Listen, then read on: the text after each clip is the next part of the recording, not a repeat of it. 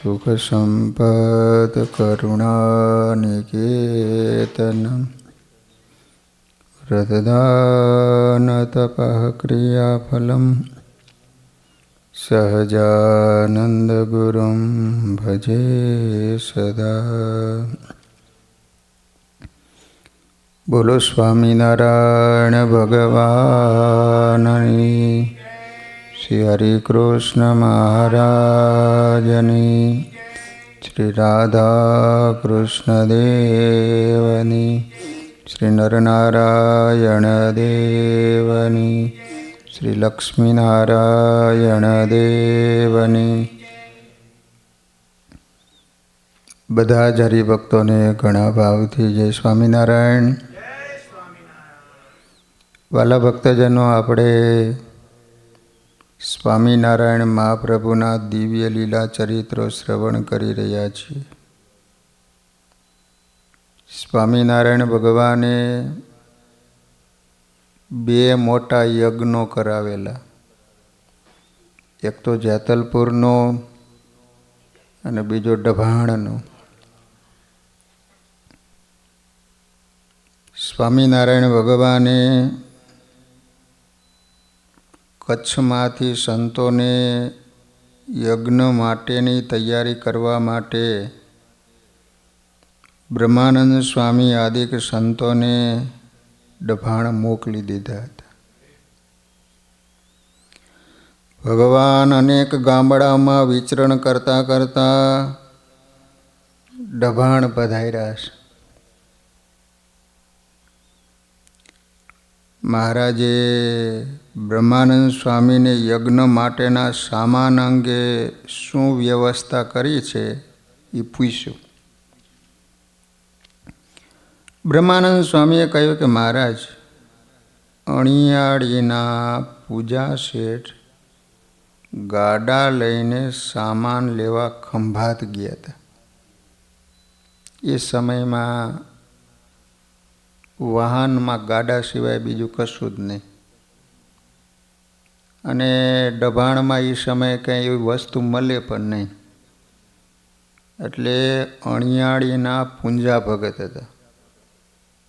એને બ્રહ્માનંદ સ્વામીએ કીધેલું કે તમે ખંભાત જઈ અને આટલી વસ્તુ લઈ આવો. ગાડા લઈને ગયા. ખંભાતની ભાગોળે આટલા બધા ગાડા આવેલા જોઈ એક શેઠે એને પૂછ્યું, આટલા બધા ગાડા કોણ લાવ્યું છે અને અહીંથી શું માલ વહોરવાનો છે, એટલે શું માલ લેવાનો છે? પૂંજા શેઠે કહ્યું કે અમારા સ્વામિનારાયણ ભગવાન ડભાણમાં મહામોટો મહારુદ્ર કરાવવાના છે. આ પ્રસંગે હજારોની સંખ્યામાં ત્યાં હરિભક્તો આવશે, એટલે યજ્ઞ માટે અને હરિભક્તોને ભોજન જમાડવા માટે અમે અહીં માલ સામાન ખરીદવા માટે આવ્યા છે. તે સાંભળી શેઠે પૂછ્યું, સ્વામિનારાયણના તો સાધુઓ પણ ઘણા છે, તે પણ બધા ત્યાં આવશે ને? એટલે પૂજા શેઠે કહ્યું, જેને જેને સ્વામિનારાયણ ભગવાન પત્ર લખીને બોલાવશે એટલા આવશે, બીજા સંતો આજ્ઞા વિના નહીં આવે. શેઠે આ સાંભળી રાજી થયા. એને કહ્યું, ચાલો અમારી વખારે. વખાર એટલે ગોડાઉન.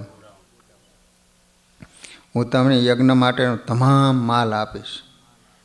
એટલે પૂજા શેઠ એની સાથે ગામ બહાર એની વખાર હતી ને ત્યાં ગયા. ગાડા પણ બધા ત્યાં બોલાવ્યા.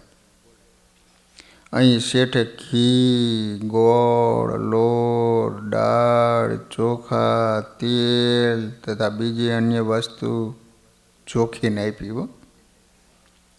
50 ગાડા ભરાઈ ગયા.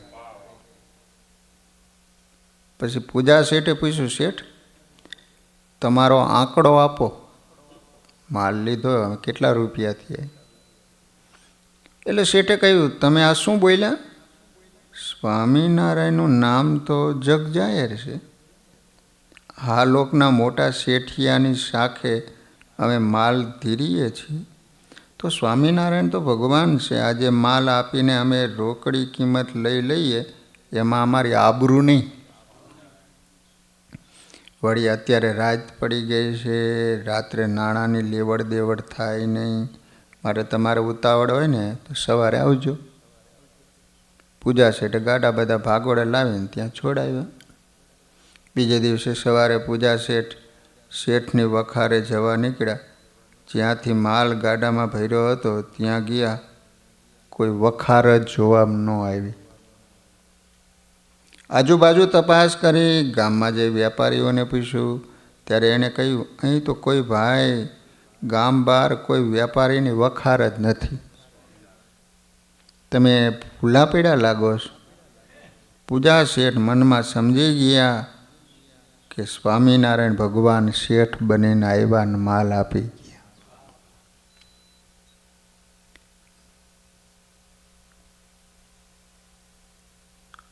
મહારાજ આ સાંભળીને ઈચ્છા.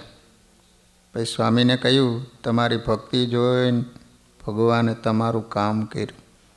બ્રહ્માનંદ સ્વામીએ ભગવાનને આ રીતની વાત કરી. મહારાજ કીધું ને કે માલ બધો આવી ગયો. તો બ્રહ્માનંદ સ્વામી કે પૂજા શેઠને ત્યાં મોકલા હતા, ત્યાંથી આ રીતે એક શેઠ આવ્યો હતો. આ બધી બ્રહ્માનંદ સ્વામી વાત કરી એટલે મહારાજ હસવા માંડ્યા. એટલે ભગવાન કે તમારું કામ ભગવાને જ કર્યું એમ. એટલે બ્રહ્માનંદ સ્વામીએ પૂછ્યું, એ કામ કરનાર ભગવાન બીજા અને આ પૂછનાર ભગવાન બીજા? એટલે મહારાજ કહે, સ્વામી ભગવાન તો એક જ છે ને. હા, પણ માંડવીમાં બે ભગવાન થયા હતા એ વાત ખરી? મહારાજ માર્મિક હાસ્ય કરતા બોલ્યા. બ્રહ્માનંદ સ્વામીએ તરત કહ્યું, પણ ત્યારે હું તો તમને જ ભગવાન માનતો હતો, તો હવે અત્યારે પણ એમ જ માનો ને? મહારાજે કહ્યું. બ્રહ્માનંદ સ્વામી સમજી ગયા કે મહારાજ સીધું કહેતા નથી. આ યજ્ઞ માટે મહારાજે ભારતભરમાંથી વિદ્વાનોને બોલાવ્યા હતા, વેદોજ્ઞને પણ બોલાવ્યા હતા. તેઓ સૌ અહીં આવી ગયા.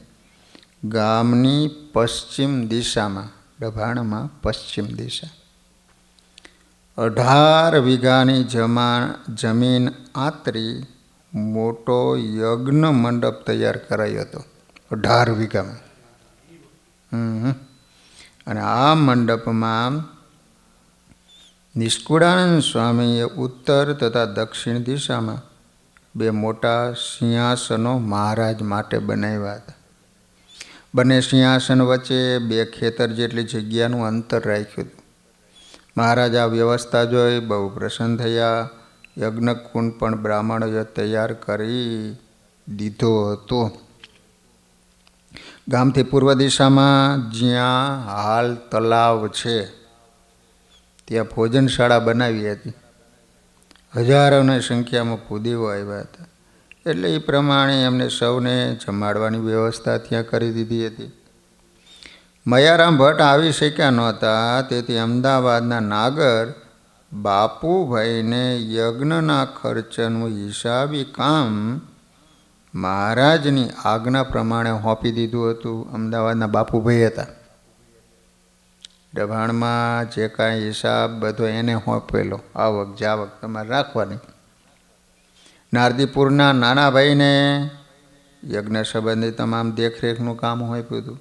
મુખ્ય યજમાન એને બનાવ્યા હતા નાનાભાઈ. પછી કરજીસણ રહેવા જતા રહેલા આ નાનાભાઈ.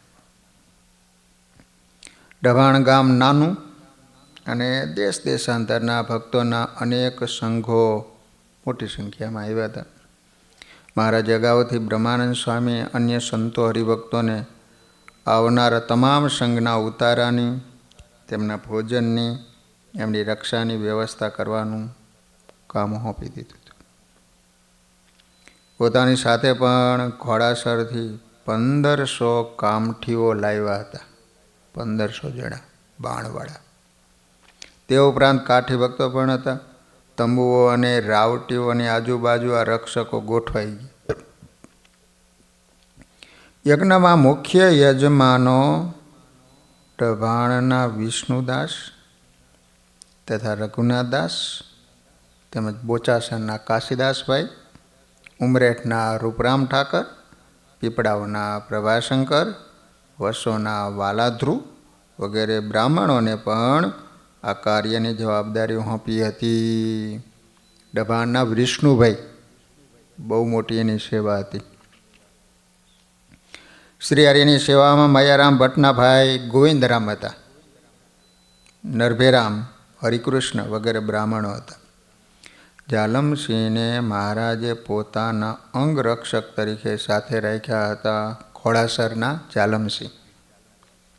મહારાજની આ કૃપાથી એને મહારાજ પ્રત્યે અધિક ભાવ થયો. એ તો જાણતા હતા કે જે સૌના રક્ષક છે એને અન્યના રક્ષણની શી અપેક્ષા હોય. છતાં મહારાજે એનો ભાવ વિશેષ વૃદ્ધિ પામે એ માટે એમને આ સેવા સોંપી હતી.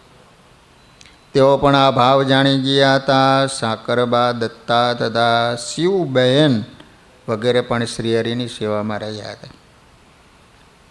યજ્ઞના પ્રારંભના મંગળ મુહૂર્ત પ્રસંગે મહારાજ સુરતના હરિભક્તોએ આણેલા કિંમતી આભૂષણ ધારણ કર્યા હતા.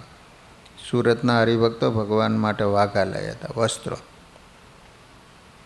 મંડપમાં પધારી મુખ્ય વેદી જોઈ, એની આજુબાજુ બીજી 9 વેદીઓ કરેલી હતી એ પણ જોઈ. બ્રાહ્મણોએ દરેક વેદીની પૂજા કુમકુમ, અક્ષત, પુષ્પ વગેરેથી કરી હતી. શ્રીનગરના વિપ્રવર્ય પ્રાણ ગોવિંદ બ્રહ્માના સ્થાને હતા. 3 દેવોની સ્થાપના હોય ને, બ્રહ્મા, વિષ્ણુ, મહેશ. તો એમાં બ્રહ્માના સ્થાન ઉપર અમદાવાદના પ્રાણ ગોવિંદ બ્રાહ્મણ હતા. ઋગ્વેદના જ્ઞાતા ઉમરેઠવાસી હરિશર્મા હોતા થયા હતા. શ્રીનગરના હેમંતરામ ઉદ્ગાતા થયા હતા. યજુર્વેદ જાણનારા હળવદના શિવશંકર યાજ્ઞિક અધ્વર્યુ થયા. યજ્ઞનો પ્રારંભ વેદ મંત્રોચ્ચારથી શ્રીજી મહારાજની હાજરીમાં થયો. યજ્ઞના વિશાળ મંડપમાં બનાવેલી યજ્ઞ વેદીઓ, એમાં ઘી અને જવ, તલ વગેરે ધાન્યો હોમાતા હતા. સ્વાહા સ્વાહા ના ઉચ્ચારણો યજ્ઞ પ્રસંગે પધારેલા હજારો મહેમાનો, ભોજનશાળામાં જમતા હજારો બ્રાહ્મણો, એમણે પીરસતા વિપ્રોના ઉદ્ગારો દિયતામ દિયતામ, આપો આપો, અને આગ્રહ કરીને કહેતા ભુજ્યતામ ભુજ્યતામ, જમો જમો. આ પ્રકારના દિવ્ય ઉદ્ઘોષથી અદ્ભુત મંગળ પ્રસંગનો આરંભ થયો. આ જોઈને લોકોને થયું કે આવો યજ્ઞ કરવો હોય તો મોટા રાજાની પણ સમૃદ્ધિ ઓછી પડે. બ્રાહ્મણના વેદ મંત્રો અને જમનારા બ્રાહ્મણના ઉદ્ઘોષ સાંભળી મહારાજ ખૂબ પ્રસન્ન થયા. ડભાણપુરમાં પોષ મહિનાના પ્રારંભમાં આ રીતે મહારુદ્રની ભવ્ય શરૂઆત થઈ. પોષ મહિનામાં હતા, ઠંડીમાં. વામમાર્ગી બ્રાહ્મણો રસોડામાં હતા. એમને જમવાનો આનંદ હતો. વળી યજ્ઞમાં વિઘ્ન નાખવાના સંકલ્પોથી પણ તેઓ આનંદ અનુભવતા હતા. એમને ગમે એ પ્રકારે સ્વામિનારાયણના યજ્ઞમાં વિઘ્ન કરવું, પરાભવ કરવો હતો. એમના કાર્યમાં વિઘ્ન નાખી એમની પ્રતિષ્ઠાને ઝાંખપ લગાડવી હતી.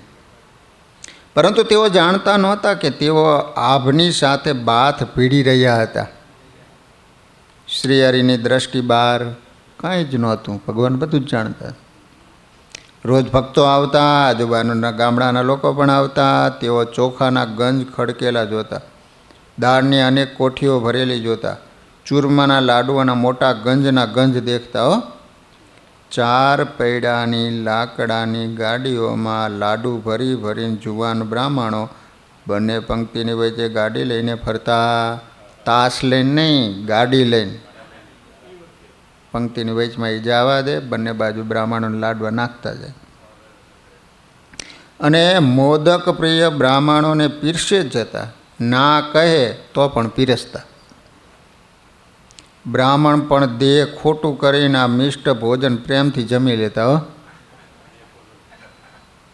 ભોજન એમને પ્રિય હતું, પરંતુ ભોજનના આપનારા ભગવાન સ્વામિનારાયણ પ્રત્યે એમને દ્વેષ હતો. તેથી આવા નિર્ગુણ પ્રસાદીમય ભોજનની એમના અંતરમાં કાંઈ અસર થતી નહીં. શ્રી હરિ અશ્વ ઉપર બિરાજી પાર્ષદોની સાથે જમતા ભૂદેવોને નિરખવા આવતા. પાકશાળાની વ્યવસ્થા ઉપર પણ ધ્યાન રાખતા. પાકશાળામાં ભોજન તૈયાર કરતા બ્રાહ્મણોની હિલચાલ ઉપર પણ ધ્યાન આપતા. દિવસો ઉપર દિવસો પસાર થવા લાગ્યા. યજ્ઞનો ઉદ્ઘોષ પણ જબરો થયો. બ્રાહ્મણો પણ રોજના બ્રહ્મભોજનથી તૃપ્ત થતા. જેમ જેમ દિવસો જવા લાગ્યા ને એમ એમ બ્રાહ્મણો પણ ભોજન જમીને થાકવા લાગ્યા. નિત્ય હજારોની સંખ્યામાં બ્રાહ્મણો જમે હો. ભોજન માટેની સામગ્રીઓના ગંજના ગંજ રોજ ખડકાય. રોજ ગાડાઓની કતાર ડભાના માર્ગે ચાલતી જ રહે. માલ આવ્યા જ કરે. આ જોઈને લોકોને આશ્ચર્ય થતું, આટલી બધી સામગ્રી આવે છે ક્યાંથી? આ બધા ઘીના કુડલા મોકલે છે કોણ? સૌ વિસામણમાં તો પડતા, પરંતુ કેટલાક ભોજન પ્રિય બ્રાહ્મણો એ માથાકૂટમાં પડતા જ નહીં. આપણે ખાવાનું કરો ને કે ખાધા કરો ને એ શું જોવું આપણે? ટપાકાનું ક્યાં કામ, રોટલાનું કામ હે ને. કેટલાક એવી માથાકૂટ કરીને સ્વામિનારાયણને જાદુગરા કહેતા. અને વળી કેટલાક કહેતા કે સ્વામિનારાયણ તો માયાવી પુરુષ છે, ઘટોત્કચની માયાની જેમ દિવસે ઉપજાવે, રાત્રે લય કરી દે. પરંતુ ભક્ત હૃદયના મુમુક્ષુ સિવાય બીજાને એમનું આ પરમેશ્વરનું ઐશ્વર્ય જોઈને પણ એમના પ્રત્યે ભગવાનપણાનો ભાવ ન થયો. આ યજ્ઞમાં ભાવિકો આવ્યા હતા, ભક્તો પણ આવ્યા હતા, દ્વેષીઓ પણ આવ્યા હતા, ચોરો પણ આવ્યા હતા, ચોર લોકો. પરંતુ મહારાજે હરિભક્તોના ઉતારાની આજુબાજુ સજ્જડ ચોકી પહેરો ગોઠવી દીધો હતો. તેથી કોઈની યુક્તિ કામ આવતી નહોતી. પરંતુ કેટલાક ચોરોએ ચકોર દ્રષ્ટિથી જોયું તો પહેરો ફક્ત હરિભક્તોના ઉતારાની આજુબાજુમાં જ હતો. ઘોડશાળામાં જ્યાં કાઠીઓના પાણીદાર ઘોડાઓ બાંધ્યા હતા ત્યાં ચોકી પહેરો નહોતો. ફક્ત ઘોડાઓને ચંદી કે પાવરો આપવો હોય કે પાણી પાવું હોય ત્યારે ત્યાં કાઠી રાજવીઓના સેવકો આવતા. આથી ઘોડશાળા ઉપર ધાડ પાડવાની ચોરોની વૃત્તિ તીવ્ર બની ગઈ. વડતાલના જોબન પગી તેના 18 સાગરીતોને મહારાજનો રોજો ઘોડો ઉપાડવાની ઘણા સમયથી ઈચ્છા હતી. વડતાલમાં જોબને પ્રયત્નો કર્યા હતા, પણ ત્યાં ન ફાવ્યો. આજે ખરો લાગ આવ્યો છે એવું એને લાગ્યું. તેથી એને એના સાગરીતોને સંકેત કર્યો કે મધ્યરાત્રિએ ઘોડસાર ઉપર ધાડ પાડવી. સૌ એ પ્રમાણે તૈયાર થઈ ગયા. તે રાત્રે યજ્ઞનો અને ભોજનનો કાર્યક્રમ પૂરો થયો અને સૌ હરિભક્તો પોતાના ઉતારે ગયા.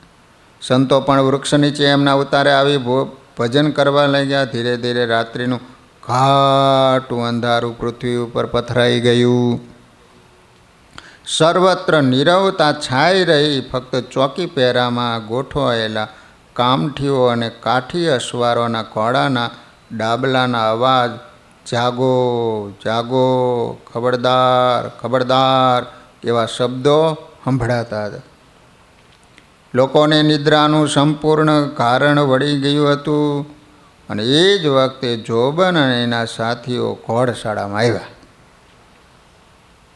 એમના હાથમાં ઉઘાડી તલવારો હતી, જેથી ખીલેથી ઘોડાઓને છોડવાની માથાકૂટ કરવી ન પડે. તલવારથી દોરડા કાપી નાખવા. આવા સંકેતો કહી હોંશભેર તેઓ ઘોડશાળામાં પ્રવેશ્યા. પણ આ શું? ત્યાં પ્રકાશ હતો. કાંઠેના દરેક ઘોડા પાસે સ્વામિનારાયણ ભગવાન સુંદર જરિયાની વસ્ત્રોના ઘોડાઓની સેવા કરતા હતા. કોઈ ઘોડાને પાવરો ચડાવતા હતા, કોઈને ચંદી નીરતા હતા, તો વળી કોઈને ત્રો કરતા પાણી પાતા હતા.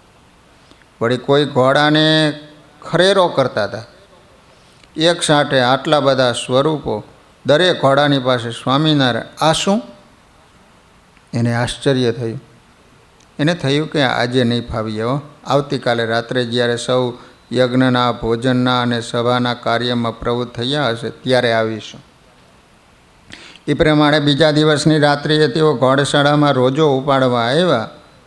ગઈ રાતની જેમ જ આજે પણ એમને દરેક ઘોડા પાસે મહારાજ દેખાયા. આ જોઈ એની મતિ મૂંઝાઈ ગઈ, પરંતુ સ્વામિનારાયણ ભગવાન છે એવો તો એને ખ્યાલ આવ્યો નહીં. અનેક રૂપો ધારણ કરી શકે એવા એ જાદુગરા છે એવું એમને લાગ્યું. તેઓ નિરાશ થઈ ગયા. છતાં તેના સાથીઓ અને જોબને કહ્યું, હવે ફક્ત 2 જ દિવસ યજ્ઞના બાકી છે, માટે કાલે છેલ્લો પ્રયત્ન કરી લેવો. શ્રીહરિએ અહિંસામય યજ્ઞો કરી ત્રેતા યુગના લુપ્ત થયેલા ધર્મનું પુનઃસ્થાપન કર્યું. રોજ પોતે સુરતના હરિભક્તોએ નિત્ય નવીન ધરાવેલ ઝરિયાની પોશાક, આભૂષણો ધારણ કરી યજ્ઞશાળામાં પધારતા.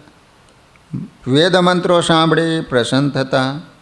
યજ્ઞ નારાયણને પરનારે ઘીની આહુતિ અપાતી. તે જોઈ વિશેષ રાજી થતા. તેઓ કહેતા, પરમાત્મા પ્રગટ હોય ત્યારે યુગના ધર્મો સજીવન થાય.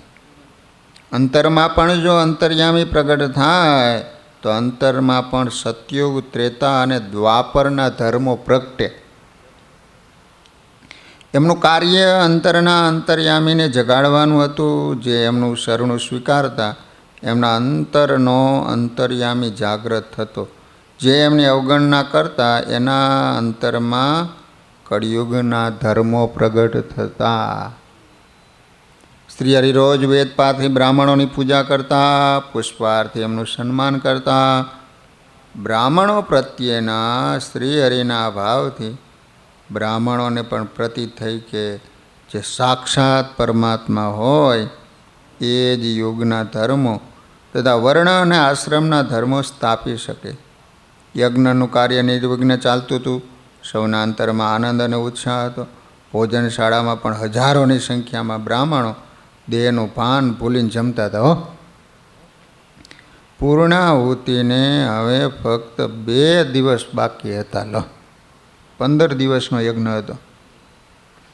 16 દિવસના અખંડ ભોજનથી બ્રાહ્મણો અતિ તૃપ્ત થઈ ગયા.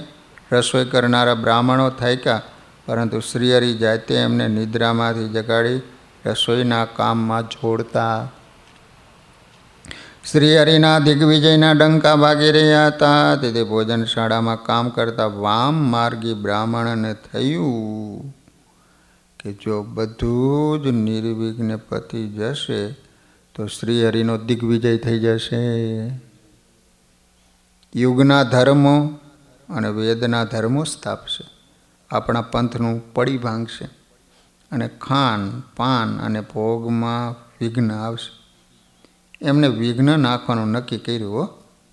શ્રીહરિ યજ્ઞની શરૂઆતમાં કહ્યું હતું કે ઘી ખૂટે ત્યારે બ્રાહ્મણોને રજા આપવી. એટલે હવે ઘી ખૂટાડવું, લાડવા તળાવમાં નાખી દેવા અને રસોઈનો સામાન વેરવિખેર કરી નાખવો. મધ્યરાત્રે ઘીના કુડલા અને ખાંડની ગુણો ઉપાડીને હગે વગે કરી નાખે, જેથી ઘેર ગયા પછી ઘી, ખાંડ અને રોટલી લહેરથી જમી શકાય. પરંતુ તેમના મનસુબા શ્રીહરિ જાણતા હતા. સવારે રામદાસ સ્વામીએ શ્રીહરિને કહ્યું, મહારાજ, બ્રાહ્મણો કહે છે કે ઘીના બધા જ કુડલા ખાલી છે. જલ્દી ઘી મંગાવી આપો, નહીં તો ધમાલ કરીશું. આવો મોટો યજ્ઞ આદરીને ઉપાડ મોટો કર્યો, પણ સામાની વ્યવસ્થા તો કરી નથી. શ્રીહરિ આ સાંભળી રહ્યા. એમને કહ્યું, સ્વામી, આ વામ માર્ગી બ્રાહ્મણોની ઉશ્કેરણીથી અમદાવાદના સુબાએ ઘીના ગાડા આવતા અટકાવ્યા છે. છતાં એ બધા જ ગાડા થોડા સમયમાં આવી જશે. પરંતુ રામદાસ સ્વામીને તો બ્રાહ્મણોની બૂમાબૂમથી અકળામણ થઈ ગઈ હતી. તેમણે કહ્યું, મહારાજ, એ તો જ્યારે આવશે ત્યારે આવશે, પણ હમણાંનું શું? બ્રાહ્મણો બધા તોફાને ચડ્યા છે, એમને ખોટું દેખાડવું છે. એટલામાં સ્વરૂપાનંદ સ્વામીની વિષ્ણુદાસ આવ્યા. એમણે મહારાજને કહ્યું, જલ્દી પાકશાળામાં પધારો, આ બ્રાહ્મણો આપણી લાજ લેવા તૈયાર થયા છે. મહારાજે હસીને સ્વરૂપાનંદ સ્વામીને કહ્યું, સ્વામી, ઘી ખૂટશે તો તમારી લાજ જશે હો. ત્યારે સ્વરૂપાનંદ સ્વામી બોલ્યા, અરે ગુરુ સાહેબ, अपनी ક્યાં લાજ જાવે, લાજ તો લક્ષ્મીજી કી જાયગી. એટલે શ્રી હરિ હસીને કહ્યું, સ્વામી ચાલો અમે આવીએ છીએ. મહારાજ રામદાસ સ્વામીની સાથે ભોજનશાળામાં પધાર્યા. રામદાસ સ્વામીએ મહારાજને ઘીના ખાલી પડેલા કુડલા બતાવ્યા. બ્રાહ્મણ આ જોઈ અંદર અંદર હાસી મસ્કરી કરી લાગ્યા. મહારાજે એમના તરફ જોઈને પૂછ્યું, તમે બધા કુડલા ખાલી છે એની ખાતરી કરી છે? એટલે તેમાંનો એક આગળ આવીને બોલ્યો, આંધળા નહીં દેખાય એવી વાત છે, એમાં ખાતરી શું કરવાની હતી? ઉપાડીને ઊંધા વાળી જુઓ. રામદાસ સ્વામી એની અડબંગ ભાષા સાંભળીને ગુસ્સે થયા. મહારાજે એમને કહ્યું, સ્વામી, તમે આ બ્રાહ્મણોને આ કુડલા બતાવો, એ ખાલી છે ઘીથી ભરેલા, એની ખાતરી થાય. રામદાસ સ્વામી આ સાંભળી મૂંઝાયા. એમને તો ખબર હતી કે એકેય કુડલામાં ઘી નથી. છતાં મહારાજના વચનમાં વિશ્વાસ લાવી 2-3 બ્રાહ્મણોના હાથ પકડી એમને કુડલા પાસે લઈ ગયા અને જોયું ને કુડલા ઘીથી ભરેલા હતા. 1, 2, 3 નહીં, બધા જ કુડલામાં ઘી છલોછલ ફેર્યું હતું. આ જોઈ બ્રાહ્મણો ઝંખવાણા પડી ગયા. એમને ખાતરી થઈ કે સ્વામિનારાયણ જાદુગર છે, તેથી પાણીનું ઘી કરી શકે એમ છે. મહારાજે એમને કહ્યું, હવે રસોડા શરૂ કરો. બ્રાહ્મણો મૂંગા બની ગયા. રસોઈના કામમાં પ્રવૃત્ત થયા, પણ બીજો મનસૂબો કર્યો. મહારાજ અને રામદાસ સ્વામી ગયા પછી તેઓ અંદર અંદર કહેવા લાગ્યા, રસોઈ તૈયાર કરીને પહેલાં આપણે આપણા માણસોને જમાડી લેવા અને પછી તોફાન કરવું. બેઠેલી પંગતે બ્રાહ્મણો ભૂખ્યા ઉઠી જશે અને સ્વામિનારાયણને ગાળું દેશે, એવી ધમાલમાં આપણે બધો સામાન લઈને પલાયન થઈ જવું. આ સાંભળી સૌ એકબીજાને તાળી દઈને હસવા લાગ્યા. એમણે કહ્યું, ખરો લાગ આવ્યો છે. મહારાજ ઉતારે પધાર્યા. પછી રામદાસ સ્વામી, મુક્તાનંદ સ્વામીની સુરાખાચર અને અન્ય કાઠીઓને બોલાયા.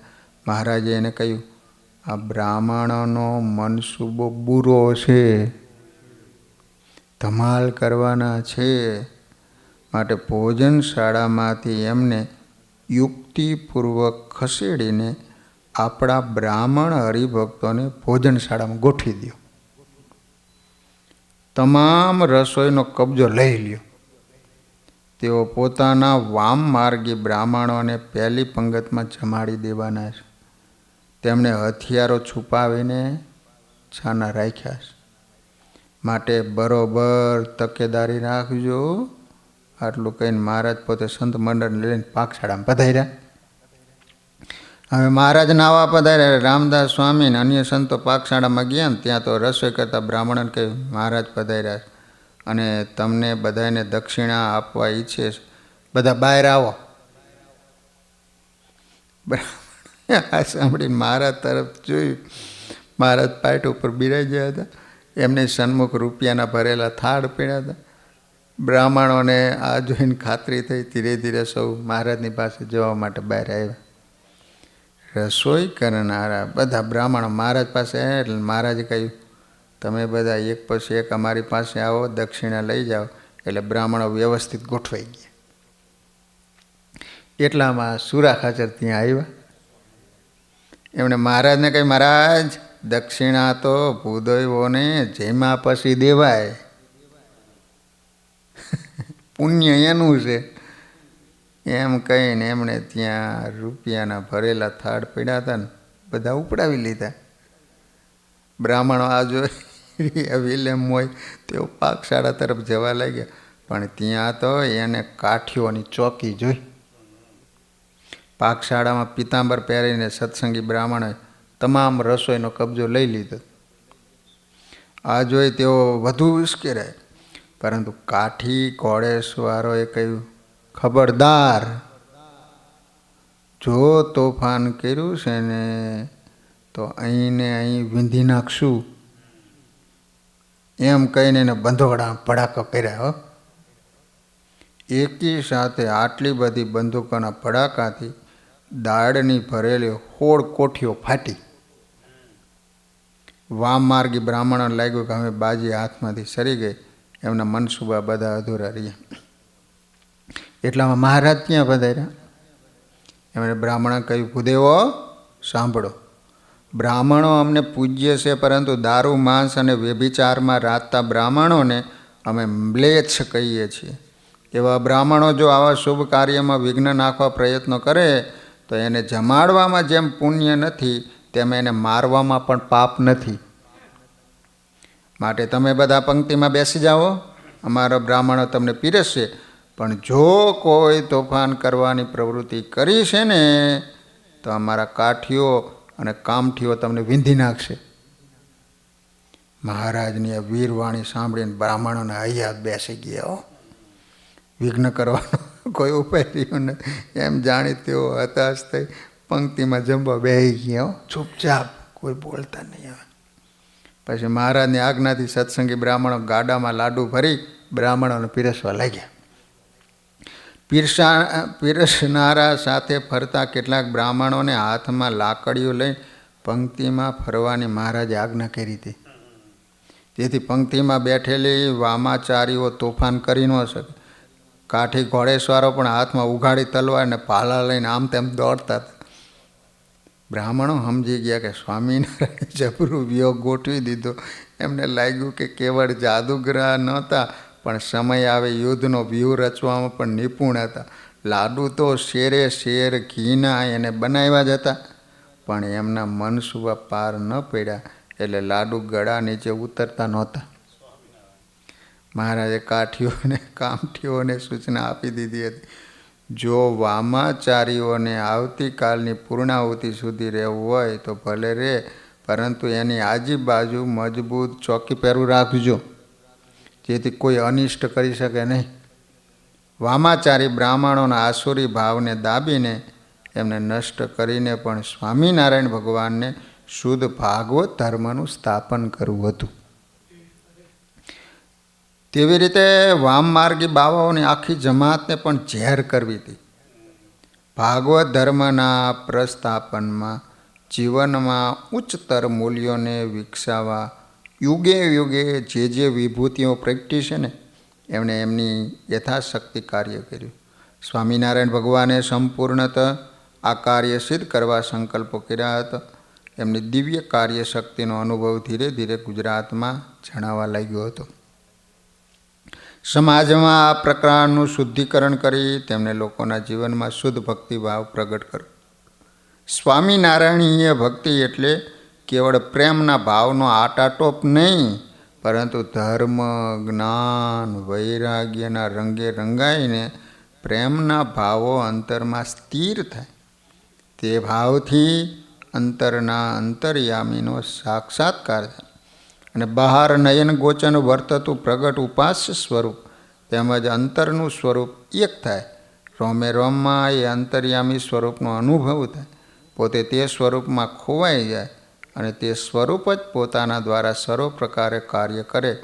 આવી ઉચ્ચતમ ભક્તિનો આદર્શ એને સિદ્ધ કરાવવો હતો.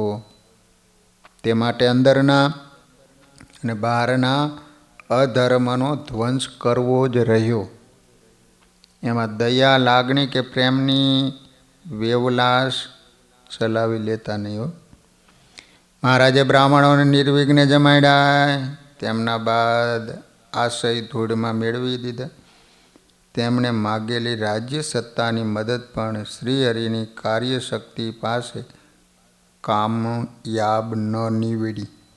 પછી મહારાજે કહ્યું કે કાલે પૂર્ણાહુતિ છે, કાલે સૌને દક્ષિણા આપવી છે, તમે સૌ રોકાઈજો, પરંતુ તોફાન કરવાનો સંકલ્પ કરશો તો તમારી બુરી વલે થઈ જશે. વામાચારી બ્રાહ્મણોને લાગ્યું કે એમની બધી બાજી ધૂળમાં મળી ગઈ, છતાં દક્ષિણાના લોભથી અને કદાચ લાગ આવે ને તો વિઘ્ન કરવાના ભાવથી સૌ રોકાયા. શ્રીજી મહારાજે કાઠીઓ અને કામઠીઓને એનું ધ્યાન રાખવા સૂચના આપી દીધી. યજ્ઞશાળામાં યજ્ઞ વેદીઓ ઉપર પણ ચોકી પહેરો ગોઠવી દીધો. પછી મારા સભામાં પધાર્યા. અતિશય કરુણામૂર્તિ મહારાજને આજે સંતોષ હતો, આનંદ હતો. પણ યજ્ઞ નિર્વિઘ્ન થયો. હરિભક્તો આવ્યા, સંતો પણ આવ્યા. હજારો બ્રાહ્મણોએ બ્રહ્મભોજન કર્યું, સંતોએ એમની સેવા કરી. છતાં એમને તો માધું કરી ઉપર ચલાયું. કહેતા ભિક્ષા માગીને જ સંતો જમતા. શ્રી હરિને અંતરમાં ગૌરવ થયું કે લોક કલ્યાણનું કાર્ય મારા સંતો કરી શકશે, જેમને સ્વાદમાં આસક્તિ નથી, ભક્તોની સેવામાં ભાવ છે, મારા પ્રત્યે અપૂર્વ ભક્તિ છે અને દેહ અભિમાનનું જેમને નિરસ કર્યું છે. સંતો સમાજને ત્યાગના ભક્તિના ઉન્નત માર્ગે દોરી શકશે, ઉન્નત માર્ગે દોરી શકશે. આવા સંતોના મુગટમણી તરીકે જે વિભૂતિ પોતાનો આદેશ સાંભળી પૃથ્વી ઉપર પ્રગટ થઈ હતી, જેમના જીવનમાંથી વર્તમાનમાં અને ભવિષ્યમાં પણ ભાવિકો બ્રહ્મભાવ પામવાની પ્રેરણા મેળવવાના હતા, તે વિભૂતિને હવે એમના પરમહંસ વૃંદમાં ભેળવવાનો અવસર આવી ગયો હતો. મહારાજે નાના ભાઈને બોલાવ્યા. હો, તેમણે કહ્યું કે નાના ભાઈ, કાલે યજ્ઞની પૂર્ણાહુતિ છે, કાલનો દિવસ અપૂર્વ છે. કાલે ભાદરાના મૂળજી શર્માને આપણે ભાગવતી દીક્ષા આપવાની છે, ગુણાતીતાનંદ સ્વામી. નાના ભાઈએ આ સાંભળ્યું, પણ જાણે સામાન્ય વાત હોય એમ કહ્યું, ભલે મહારાજ, એ વ્યવસ્થા કરી દઈશું. મહારાજ આ સાંભળી હસ્યા અને ઉતાવળથી પાછા ફરતા નાના ભાઈને કહ્યું, શું વ્યવસ્થા?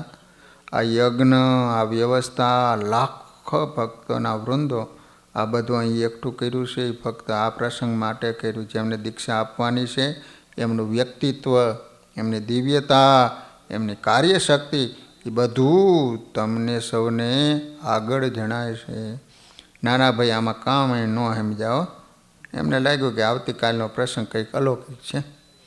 એટલામાં ત્યાં ઘોડશાળામાં 3 દિવસ સુધી ઘોડા ચોરવાની પ્રવૃત્તિમાં પડેલા અને નિરાશ થયેલા જોબન પગી અને એમના સાથીઓ આવ્યા. સૌ ગુપચુપ પાછળ બેસી ગયા.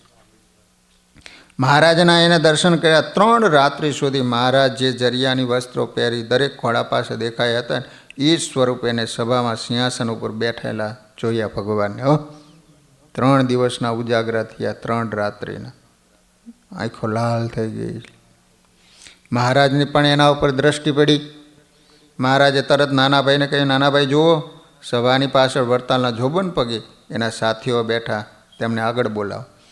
નાના ભાઈ જોબન પગેનું નામ સાંભળીને ચમક્યા. ચોર અને લૂંટારાનો સરદાર અહીં ક્યાંથી?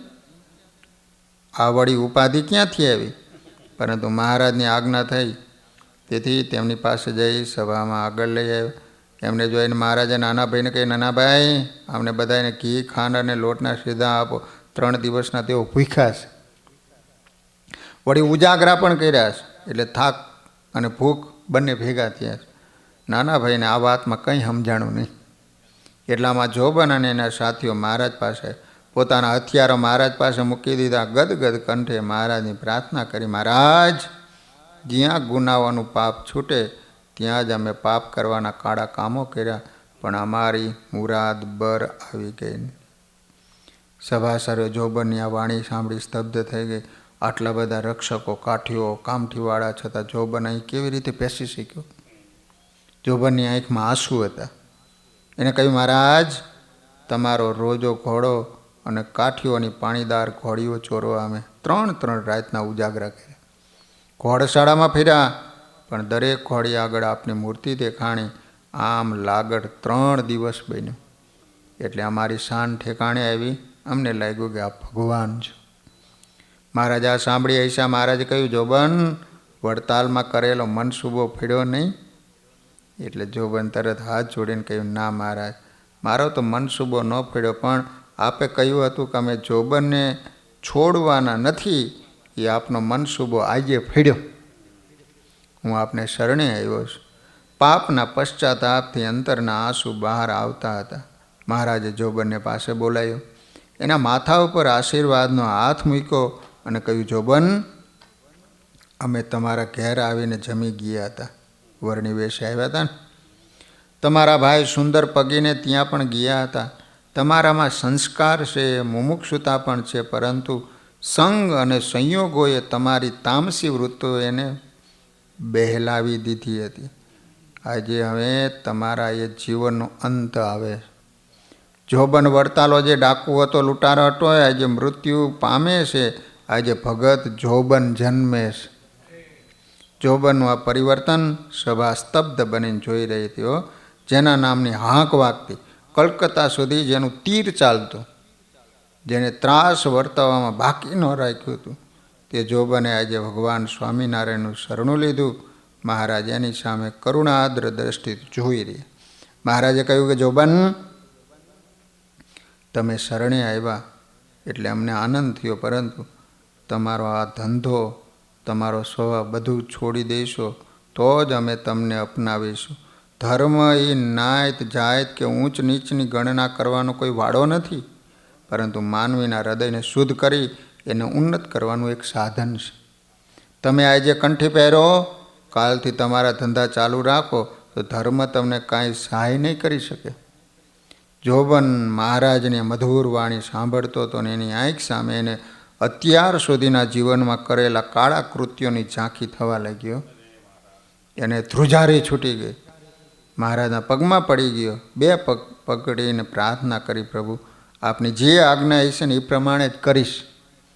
હવે બધું જ છોડ્યું, આપના ચરણોમાં માથું મૂકી દીધું. આજે ઉગરવાનો વખત આવ્યો. મહારાજ, હવે આ પતિતની અધમની આપ રક્ષા કરો, મને શરણે લ્યો. મહારાજે જાણ્યું કે જોબનનું અંતર બોલતું નથી, તેની વાણીમાં પરિતાપ હતો. એણે તરત જ એનો હાથ પકડ્યો, તેમાં જળ મૂક્યું, મંત્ર આપ્યો અને પંચવ્રત પાળવાની દીક્ષા આપી. જોબન મહારાજની કરુણાથી કૃતકૃત્ય થઈ ગયું. એની સાથીઓએ પણ એક પછી એક આ વ્રત લીધા. મહારાજ એને કહ્યું, સાંભળો જોબન, આજથી દારૂ, માટી, ચોરી, વ્યભિચારનો ત્યાગ કરવો, કોઈને વટલાવા નહીં, તમારે પણ વટલાવવું નહીં. જોબનને લાગ્યું કે આ પ્રભુની કેટલી કરુણા. આ 5 વ્રતના પાલનથી જો જીવનનું શુદ્ધિકરણ થઈ પરમાત્માના સ્વરૂપને અંતરમાં પ્રગટ કરવાની સાધનાની સિદ્ધિ થાય તો એ સાધન શરૂ કરી દેવું. મોટા મોટા ઋષિમુનિઓ એના હજારો વર્ષોના તપથી પણ જે સિદ્ધ ન કરી શક્યા, તે સિદ્ધિ આ ભગવાનની આજ્ઞાથી, અલ્પ સાધનાથી થઈ શકે. કેટલી કરુણા અને કેટલી દયા. એણે કહ્યું, મહારાજ, હવે શીર સાટે નિયમો પાળવાના, આપના નામનો જાપ કરવાનો અને આપની મૂર્તિનું સ્મરણ કરવાનું. મહારાજ આ સાંભળી પ્રસન્ન થયા. મોટા મોટાઓને પણ મહારાજના સ્વરૂપની સર્વોપરી નિષ્ઠા થવામાં શંકાઓ થતી હતી. ત્યારે જોબનનું સંસ્કાર ધન જોર કરી ગયું. અંતરના કમાડ ઉઘડી ગયા. મહારાજનું સ્વરૂપ ઓળખાઈ ગયું.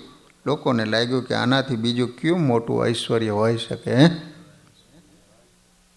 તો વાલા ભક્તજનો, આ રીતે જોબન પગીને સ્વામિનારાયણ ભગવાને ડભાણના યજ્ઞમાં સત્સંગી બનાવ્યા. લો, સહજાન સ્વામી મહારાજની જય.